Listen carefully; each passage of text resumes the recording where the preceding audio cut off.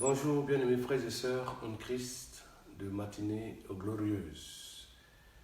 Ce matin, c'est une très grande joie pour nous de nous retrouver et de partager ensemble la parole de Dieu. Avant de commencer, nous allons prier le Seigneur. Père, nous te bénissons ce matin pour cette grâce que tu nous as faite d'être encore parmi les humains. C'est un privilège. Sois béni de ce que tu as pris soin de nous toute cette nuit. Et tu nous as redonné le souffle de vie afin d'être encore en vie. Merci de faire du bien à notre vie et de faire du bien à notre cœur en écoutant ta parole ce matin. Au nom de Jésus. Amen. La semaine antérieure, nous avions vu deux obstacles à la prière. La haine de son prochain qui est un obstacle. La mésentente familiale qui est aussi un obstacle. Et aujourd'hui, nous allons voir le refus de manifester la libéralité qui est aussi un obstacle. Mais, chemin faisant, je voudrais remercier tous les frères et sœurs, tous ceux qui nous suivent de près comme de loin, que Dieu vous bénisse abondamment. Alors, dis-je, le refus de manifester la libéralité est un obstacle à la prière.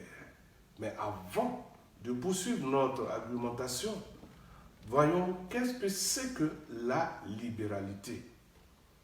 La libéralité, c'est la disposition à donner généreusement, qui a pour synonyme la générosité, la largesse.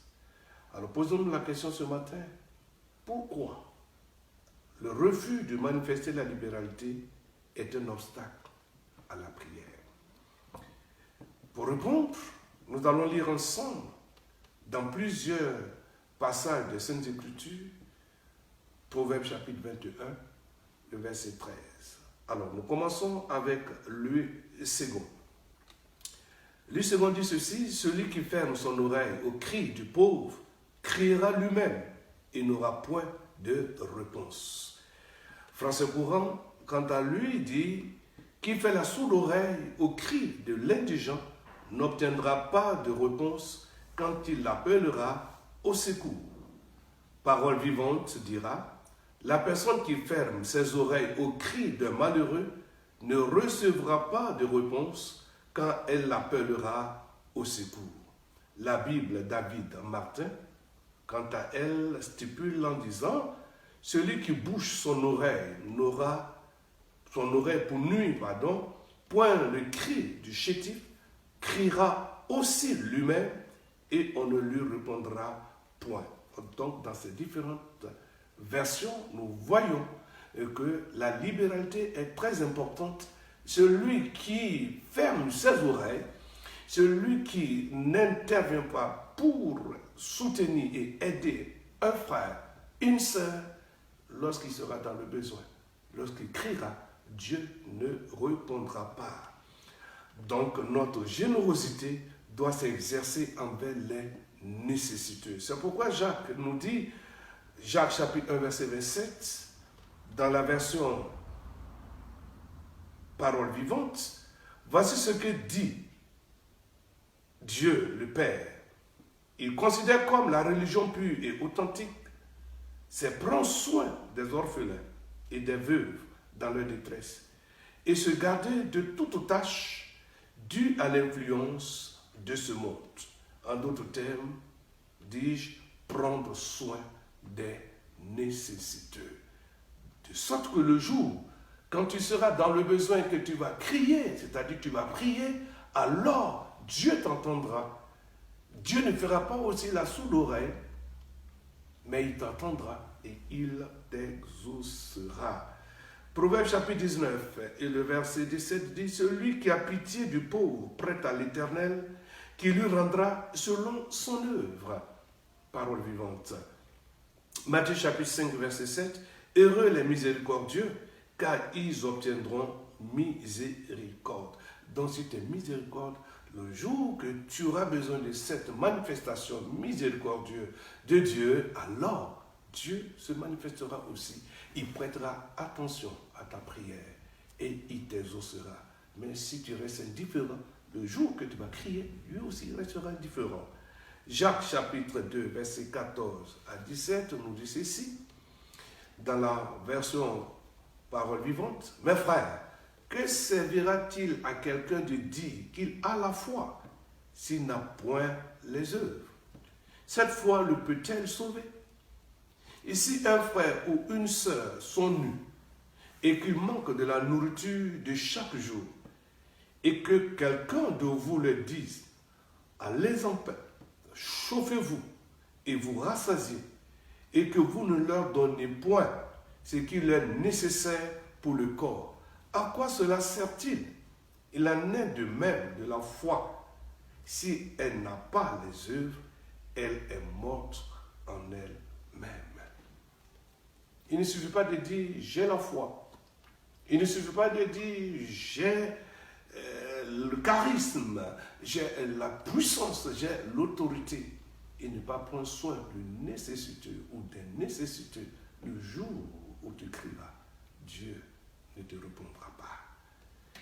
C'est pourquoi, chers frères, 1 Jean 3, verset 16 à 18, Jean dira aussi, nous avons connu la charité, ainsi qu'il a donné sa vie pour nous. Nous aussi, nous devons donner notre vie pour nos frères.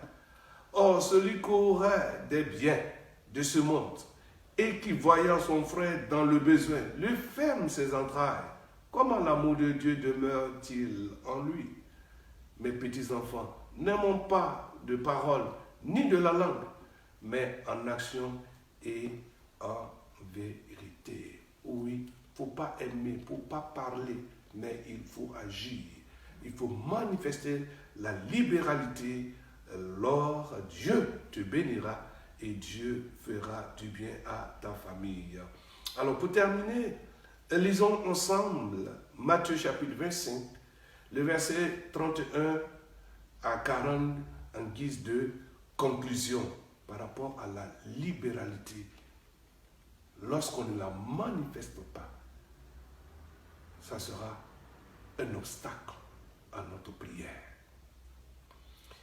Matthieu chapitre 25, verset 31 à 40, il est dit, « Quand le Fils de l'homme viendra dans sa gloire avec tous les anges, il siégera sur son trône royal. Tous les peuples de la terre seront assemblés devant lui. Et il séparera les gens les uns des autres comme le berger sépare les moutons des chèvres. Il placera les moutons à sa droite et les chèvres à sa gauche. Alors le roi dira à ceux qui seront à sa droite, « Venez, vous qui êtes bénis de mon Père, et recevez le royaume qui a été préparé pour vous depuis la création du monde. Car j'ai eu faim, et vous m'avez donné à manger. J'ai eu soif, et vous m'avez donné à boire. J'étais étranger, et vous m'avez accueilli chez vous. J'étais nu, et vous m'avez habillé. J'étais malade, et vous avez pris soin de moi. J'étais en prison, et vous êtes venus me voir. » Ceux qui ont fait la volonté de Dieu lui répondront alors, « Seigneur, quand t'avons-nous vu affamé? T'avons-nous donné à manger? Ou assoiffé? Et t'avons-nous donné à boire? Quand t'avons-nous vu étranger? Et t'avons-nous accueilli chez nous? Ou nu? T'avons-nous habillé? Quand avons-nous vu malade? Ou en prison? Et sommes-nous allés te voir? » Le roi leur répondra, « Je vous le déclare, c'est la vérité. Toutes les fois que vous l'avez fait à l'un de ces plus petits de mes frères, c'est à moi que vous l'avez fait. » Amen. Oui, la libéralité ouvre les portes. Mais le refus de manifester la libéralité a une conséquence dramatique, non seulement terrestre, mais aussi céleste. De ce fait, je t'encourage ce matin à manifester la libéralité, à prendre soin de ceux qui sont autour de toi. Même s'ils ne connaissent pas le Seigneur que tu vois, ils peuvent être convertis. à travers ton geste de libéralité. Alors mon frère et ma soeur, puisse le Seigneur te bénir ce matin richement à travers cette exhortation. Que Dieu bénisse ton cœur et que cette journée soit bénie au nom de Jésus-Christ. Amen.